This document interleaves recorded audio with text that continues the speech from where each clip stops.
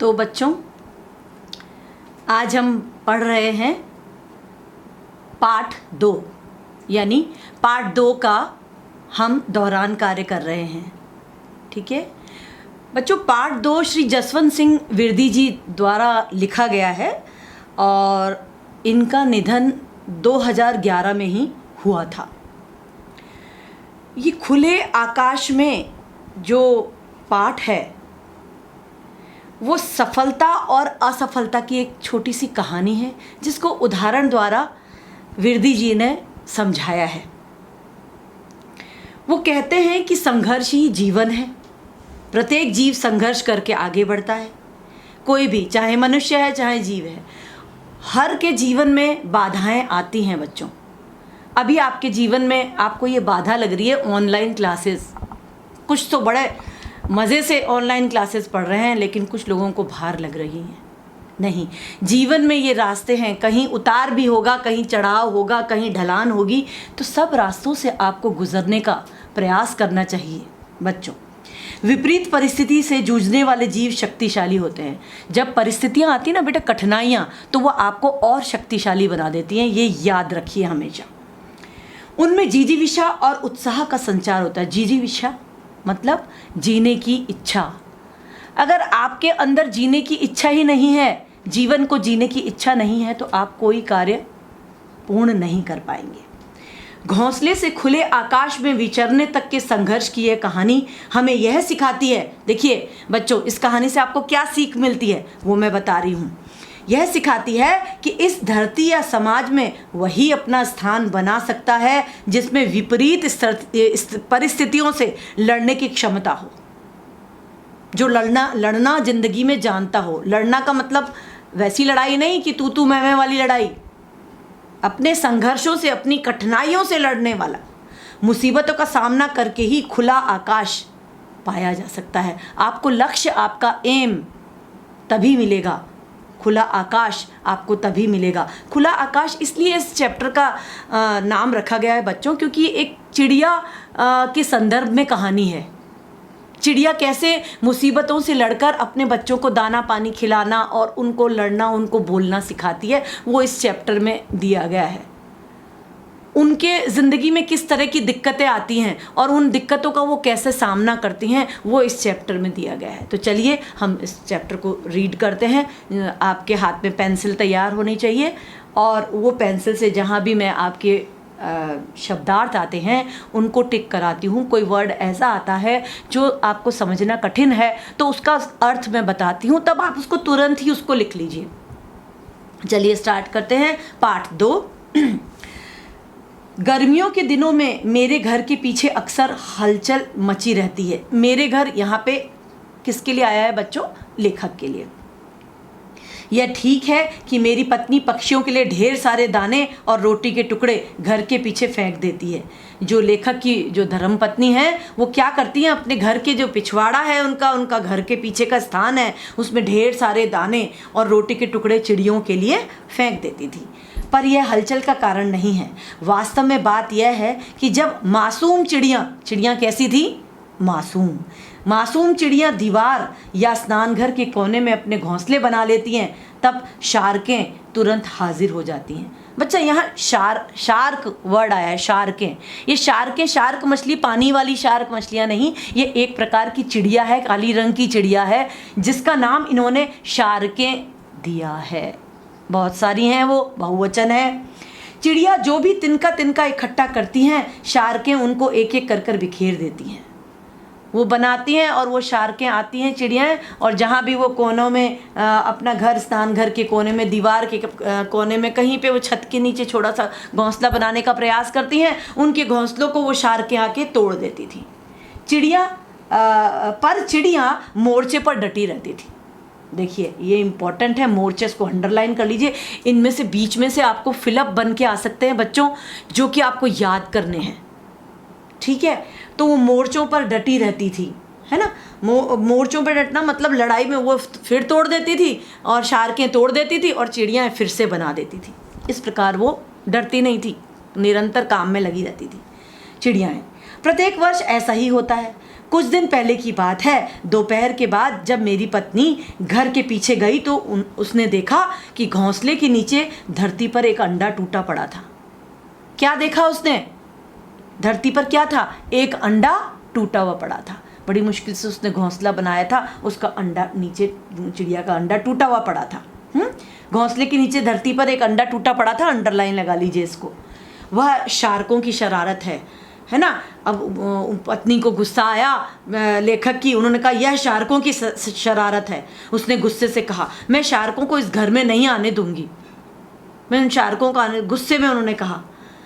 तो वो बोले, लेखक क्या बोले कि पक्षियों पर कोई पाबंदी नहीं लगाई जा सकती। पाबंदी का मतलब क्या होता है बच्चों? रोक, कि हम पक्षियों को थोड़ी रोक सकते हैं। शार्क भी एक प्रकार की पक्षी, एक प्रकार का पक्षी है, उसको कैसे रोक सकती हो तुम आने से? ये उन्होंने कहा, है ना। इसको अंडरलाइन कर लीजिए इस लाइन को।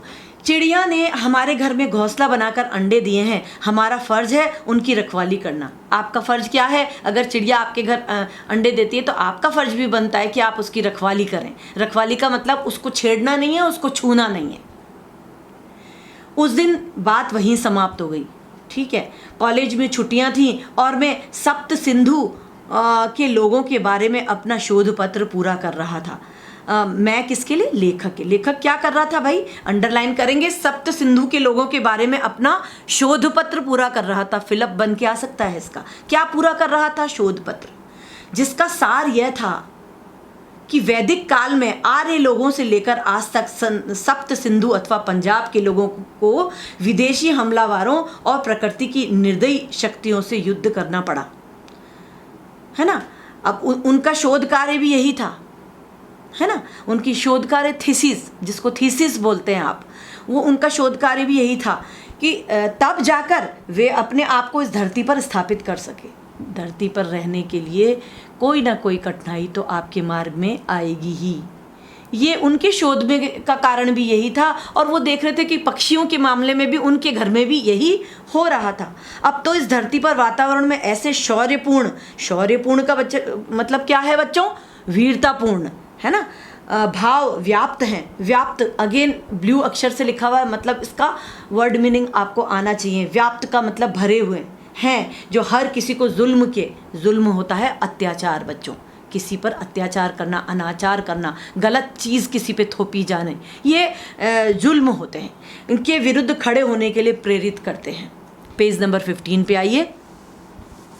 एक दिन दोपहर के वक्त मेरी आंख लगी थी। आंख लगना बच्चों यहाँ क्या है? मुहावरा।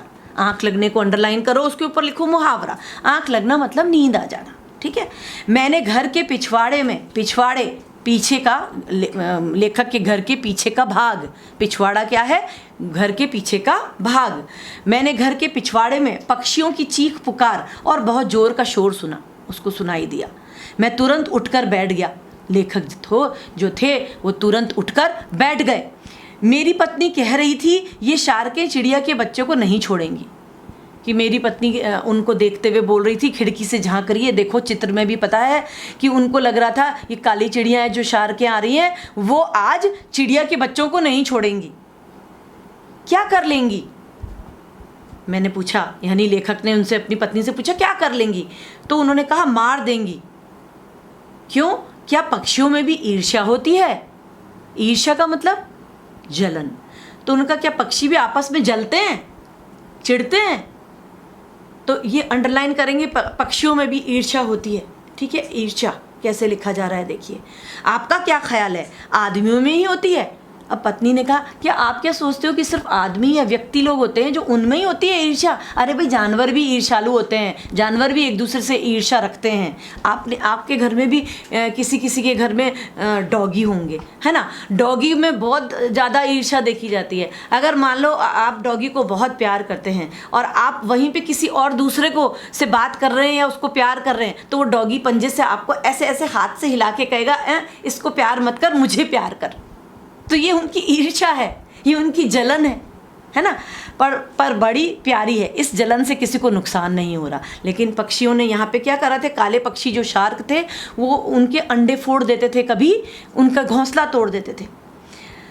अभी हम बात कर ही रहे थे कि चिड़िया की चींची का बहुत बड़ा तूफान उठा और मेरी पत्नी तुरंत उठकर आगे आई।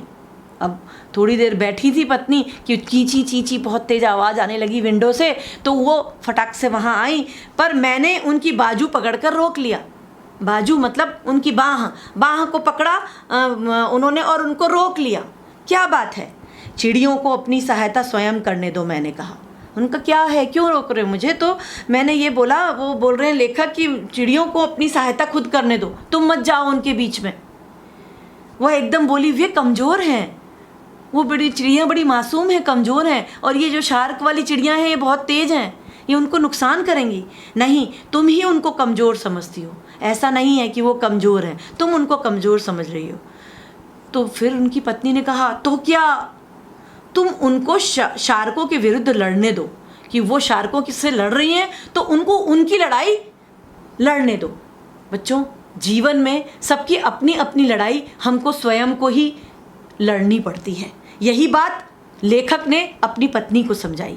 हम हर समय उनके साथ नहीं रह सकते, आप हर समय उनके साथ नहीं रह सकते हो, ये बात उन्होंने समझाई। उसने धैर्य से कहा, मैं देख तो लूँ क्या हो रहा है। अरे भाई, मैं नहीं उनको कुछ कर रही, मैं देख लूँ क्या हो रहा है, ये माजरा तो देख लूँ। तो लेखक ने कहा, अवश्य देखो, पर उनकी लड़ाई में दखल मत देना। ये अंडरलाइन करेंगे लाइन में, अवश्य देखो पर उनकी लड़ाई में दखल मत देना। मतलब का क्या मतलब हुआ? मतलब तुम इंटरप्ट मत करना, उनको बीच में मत पहुंच जाना कुछ करने के लिए, उड़ाने के लिए, उनको पक्षियों को उड़ाने, शार्कों को उड़ाने के लिए चले जाओगे, ऐसा मत करना। टर्न कीजिए पेज 16। इस तरह बुराई को बढ़ावा मिलता है। अगर तुम ऐसा करते हो तो बुरी जो है वो समझ जाएंगे, अरे भाई हम तो बहुत ताकतवर हैं, देखो हमसे लड़ने के लिए कोई आ रहा है। उनमें उसने प्रतिवाद किया। किसने? लेखक ने प्रतिवाद किया, मतलब विरोध किया इस बात का। किस बात का? कि वो उनको सपोर्ट करने के लिए जा रही थी चिड़ियाओं को। मैंने कहा, जिसके साथ बुरा होता है वह भी तो उस बुराई के विरुद्ध डटे। कि हमको ये पता है अगर हमारे साथ कोई बुरा कर रहा है और हम बुराई को सहते रहें, ऐसा नहीं है।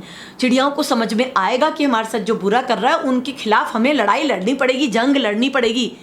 बिना कारण के जो हम पे क्या कर रहा है, बिना कारण के उन पे हमला कर रहा है, तो ऐसे अकारण लड़ाई का जवाब देना होता है।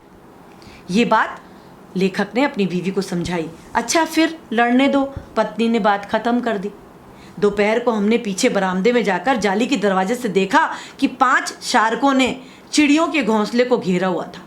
अब वो 5 चिड़ियाँ, जो काली चिड़ियाँ थीं, वो सांवली चिड़ियाँ थीं, वो आ गई थीं और उन्होंने उनके चिड़ियाओं के घोंसलों को घेर लिया था। चिड़िया और चिड़ा दोनों ही घोंसले के आगे बैठे शार्कों का मुकाबला कर रहे थे। अंडरलाइन करेंगे इसको, किसका मुकाबला कर रहे थे? शार्कों का मुकाबला कर रहे थे। कौन कर रहे थे? चिड़िया और चिड़ा। वो उनको चींची चींची करके उड़ा रहे थे। कभी एक के साथ 2 शार्क के घोंसले पर हमला करती थी और कभी 3। ठीक है, अब उनका ये लड़ाई हो रही थी।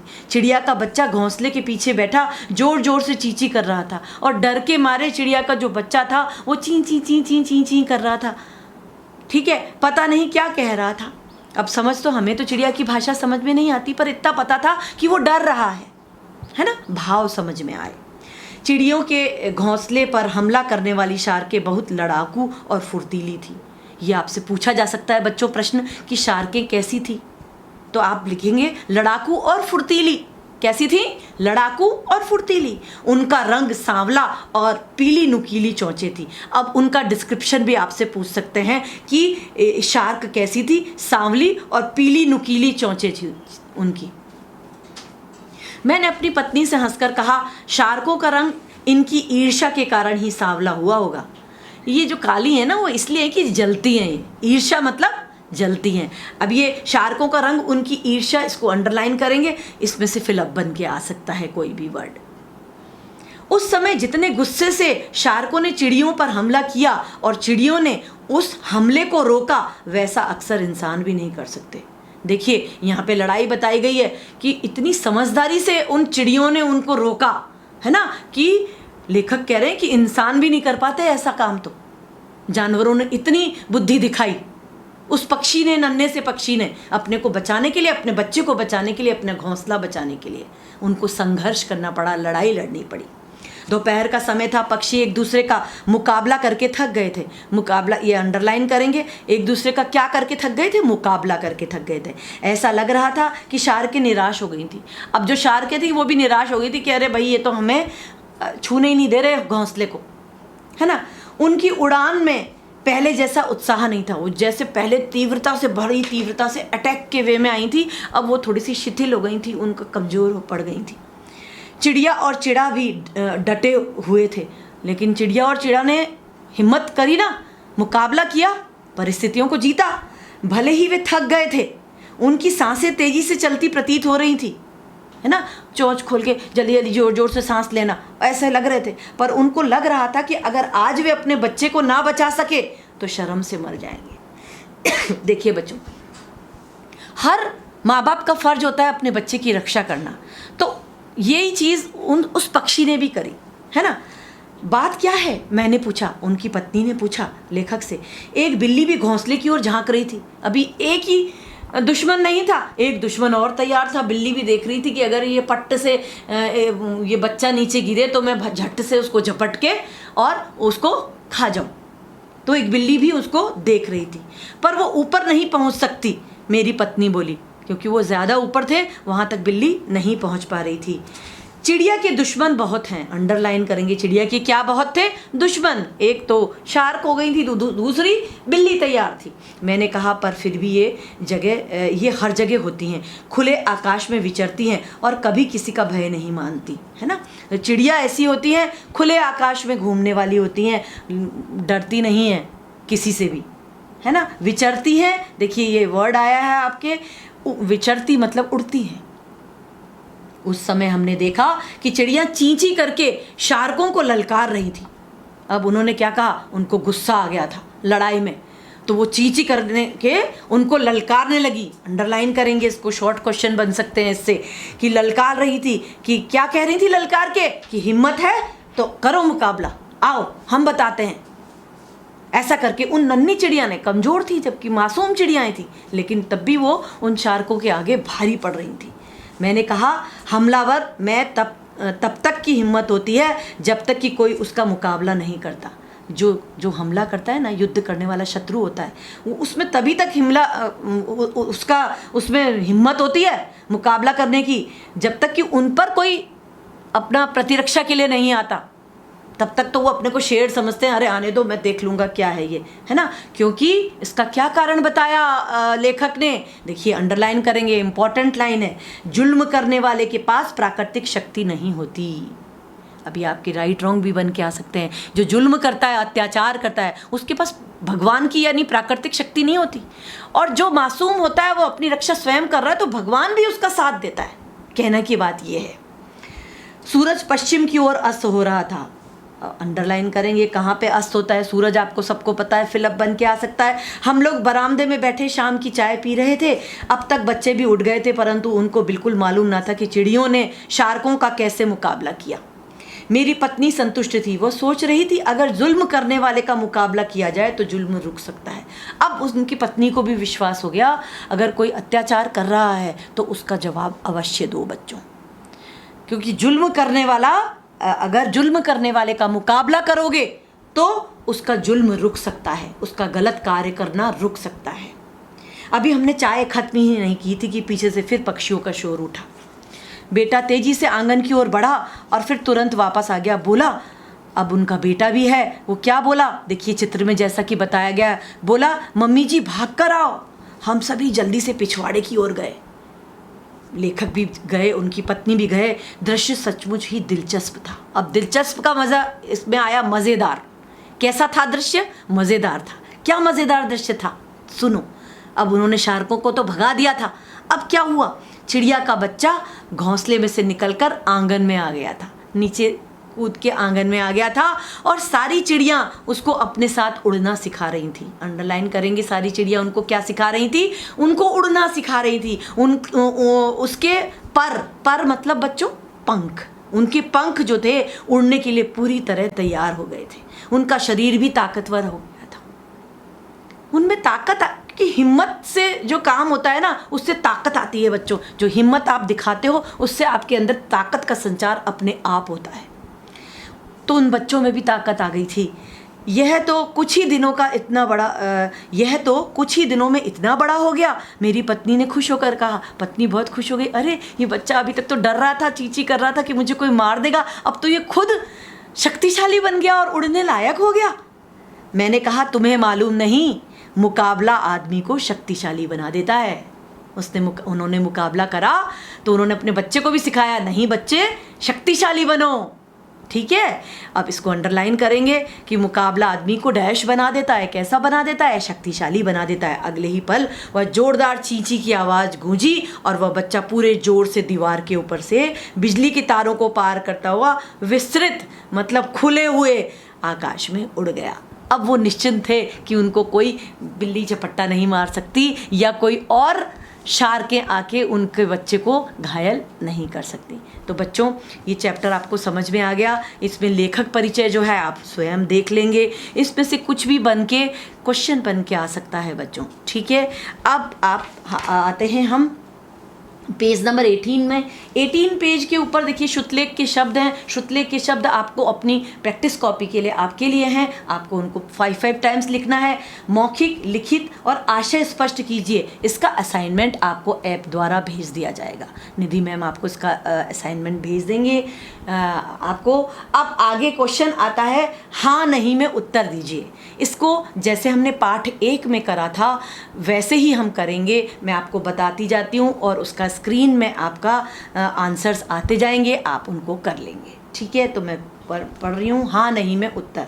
शार्कों ने लेखक के घर में घोंसला बना लिया था? नहीं, शार्कों ने लेखक के घर में घोंसला नहीं बनाया था। घोंसले से अंडा गिर गया था? हाँ, है ना। चिड़ा चिड़िया शार्कों से मुकाबला कर रहे थे? हाँ। बिल्ली चिड़िया के बच्चों को खा गई थी? नहीं।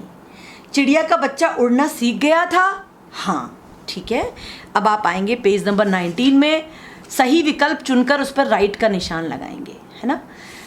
ये भी आपको दिखाया जा रहा है यहाँ। लेखक की पत्नी घर के पीछे क्या फेंकती थी? ऑप्शन राइट है सेकंड वाला, चिड़िया के लिए दाने और रोटी के टुकड़े। बच्चों ये ऑप्शनल हैं आपके, ये MCQs के रूप में भी आ सकते हैं, तो 1 वर्ड में भी पूछे जा सकते हैं। तो इनमें से आपका कोई खाली स्थान बन के भी आ सकता है। आपको आंसर याद होने चाहिए बस। ठीक है, पहला ऑप्शन सही नहीं है, दूसरा ऑप्शन सही है, तीसरा और चौथा को रहने देंगे। राइट का निशान लगाएंगे सेकंड पे। शार्कों का रंग कैसा था? सांवला रंग, पीली नुकीली चोंच। फर्स्ट ऑप्शन राइट है इसमें। ठीक है, अब आएंगे ग पे। चिड़िया कैसे लोगों का प्रतिनिधित्व करती है? कैसे लोगों का? जो स्वयं मुसीबत से मुकाबला करने वाले लोगों का, जो मुसीबत से मुकाबला करते हैं उन लोगों का की तरह ही चिड़िया भी अपना व्यवहार रखती है। ठीक है, तो ये थर्ड ऑप्शन जो है मुसीबतों से मुकाबला करने वाला, ये राइट है। मूल्य परक को आप नीचे जो लिखा है उसको काट देंगे। भाषा ज्ञान पे आते हैं हम। निम्नलिखित शब्दों के विलोम शब्द लिखिए। आपको विलोम लिखने हैं, ये देखिए आपके स्क्रीन पे आ गए हैं। निर्दयी का दयालु, युद्ध का शांति, वाद का या तो प्रतिवाद या विवाद, बोथ आर राइट। बुराई का भलाई या अच्छाई, बोथ आर राइट। प्राकृतिक अप्राकृतिक। विस्तृत का होता है संकीर्ण। विस्तृत मतलब फैला हुआ, संकीर्ण मतलब बिल्कुल छोटा। जो वर्ड आपके लिए कठिन लगेगा उसका अर्थ भी मैं आपको बताती जाऊंगी। अब पाठ में कुछ नुक्ता वाले शब्दों का प्रयोग हुआ है, उनकी सूची बनाइए। पहले तो आप समझिए नुक्ता क्या। नुक्ता वो वर्ड होता है, उर्दू के लफ्ज़ जो शब्द होते हैं बच्चों, उसमें जो शब्द के नीचे एक डॉट लगाया जाता है वो नुक्ता होता है। तो जैसा कि आपको इसमें दिख रहा है, फ़र्ज़, जुल्म, ज़ल्म लिखा है इसमें छोटा ऊ लगा लेंगे, जुल्म कर लेंगे इसको। बाजू, तूफ़ान, इसमें जुल्म वर्ड में छोटी ऊ की मात्रा दिखाई नहीं दे रही है तो उसको जुल्म कर लेंगे छोटा ऊ लगा के। बाजू, तूफ़ान, कमज़ोर, तेज़ी, ज़ोरदार। इन वर्ड्स को बोला भी ऐसे ही जाता है। ये ज़ोरदार नहीं बोला जाएगा, ज के नीचे नुक्ता है, ज़ोरदार। ठीक है, संतुष्ट, अब नेक्स्ट थर्ड पे आइए। संतुष्ट और प्रतिवाद शब्दों में क्रमशः सम और प्रति उपसर्ग हैं। इनमें 5-5 शब्द और लिखने हैं हमको, तो हम लिख लेंगे। संयोग, संवाद, संलग्न, संदेश, संदिग्ध। प्रति से प्रतियोगिता, प्रतिकार, प्रतिदिन, प्रतिबद्ध, प्रतिनिधि। ठीक है। क्वेश्चन 4, पाठ में आए इन संज्ञा शब्दों से के लिए सही विशेषण शब्द चुनकर आपको लिखने हैं। आपको ब्लॉक में आंसर दिए हुए हैं। आकाश के आगे लिखेंगे विस्तृत, शक्ति के आगे निर्दयी, चिड़िया के आगे मासूम और शार के फुर्तीली। पेज टर्न करेंगे, 20 पेज पे आएंगे। लास्ट पेज है आपका। शब्द युग्मों को उचित भेद के अंतर्गत चुनकर लिखना है। ये शब्द युग्म बने हैं बच्चे, जैसे बीमार डैश बीमार, बीमार बीमार, एक एक, उदय अस्त, तिनका तिनका। ये 2 वर्ड होते हैं, ये शब्द का युग्म होता है। गुच्छा एक 2-2 वर्ड्स का बनता है। अब पुनरुक्त शब्द युग्म कैसे हैं, जो बार बार आए हैं। जैसे एक एक है तो एक एक 2 बार है पर सेम वर्ड है, तो वो पुनरुक्त शब्द कहलाएगा बच्चों। तो उसमें आपकी पहली लाइन में एक एक आएगा और तिनका तिनका आएगा। दोनों वर्ड एक से हैं पर 2 बार हैं। पुनरुक्त का मतलब एक वर्ड 2 वर्ड, एक के अलावा दूसरा वर्ड और होता है, डैश के साथ लिखा जाता है। समानार्थक शब्द युग्म कैसे होते हैं, जैसे जिनके अर्थ समान लगते हैं। दौड़ते और भागते, दौड़ते भागते एक ही शब्द है, तो दौड़ते के बीच में डैश लगा के दौड़ते भागते, और घिसा पिटा। अब विपरीत अर्थक युग्म शब्द वाले कौन से, मतलब उनमें विपरीत होना चाहिए, यानी विलोम होना चाहिए। जैसे उदय का डैश लगा के हमने लिखा अस्त, उदय अस्त, इधर उधर। सार्थक निरर्थक शब्द के युग्म बने हुए हैं इसमें। सार्थक निरर्थक शब्द कैसे शब्द होते हैं बच्चे, जो जिसका कोई अर्थ नहीं होता, जो हम लेमैन यूज़ कर लेते हैं। जैसे मम्मी ने बोला, पिताजी ने मम्मी से बोला, अरे चाय वाय नहीं पिलानी क्या, चाय वाय नहीं पिलानी क्या। तो चाय और वाय ये निरर्थक, दूसरा जो वर्ड है उसका निरर्थक होता है। चाय का अर्थ है और दूसरे वाय का कोई अर्थ नहीं है, तो ये निरर्थक शब्द है बच्चों। बीमार बीमार, बीमार का अर्थ है, बीमार का नहीं है। ठीक है। अब ये गद्यांश दिया गया, नीचे दिए गए अपठित गद्यांश को पढ़कर प्रश्नों के उत्तर देने हैं।